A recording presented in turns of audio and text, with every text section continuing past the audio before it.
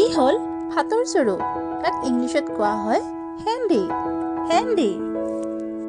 ই হ'ল কাঠি বাহনী, ইংলিছত ইয়াক হট ব্ৰুম বুলি কোৱা হয়। ই হ'ল আমাৰ ফুল ঝাৰু, ইয়াক ইংলিছত চফ্ট ব্ৰুম বুলি কয়। কি কয়? চফ্ট ব্ৰুম। বাঁহৰ চুঙা চিনি পায়নে নাই সকলোৱে? ইংলিছত ইয়াক বেম্বো ব্লো পাইপ বুলি কোৱা হয়। কি কয়? Bamboo blow pipe. ই হ'ল বটি, ইংলিছত ইয়াক বটি বুলিয়ে কয়। আপোনালোকৰ ঘৰত আছে নাই বাৰু? ইয়াক আমি নাৰিকেল ৰুকনি বুলি কওঁ, ইংলিছত কোকোনাট গ্ৰেটাৰ বুলি কোৱা হয়। ই হ'ল এপ্ৰন, ইয়াক অসমীয়াত মূৰা বুলি কয় আৰু ইংলিছত কোৱা হয় উইকাৰ ষ্টুল। ডলা, ইংলিছত ফ্লেট ৰাউণ্ড বেম্বো ট্ৰে।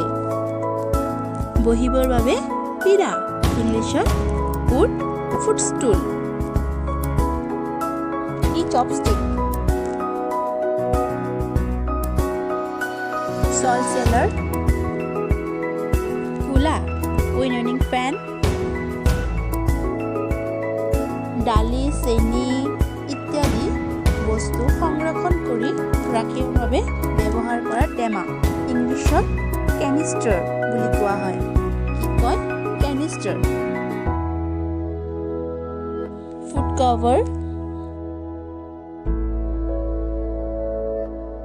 বাল্টি বাকেট,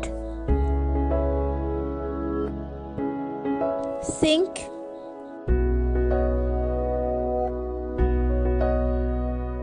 মেজাৰিং কাপ।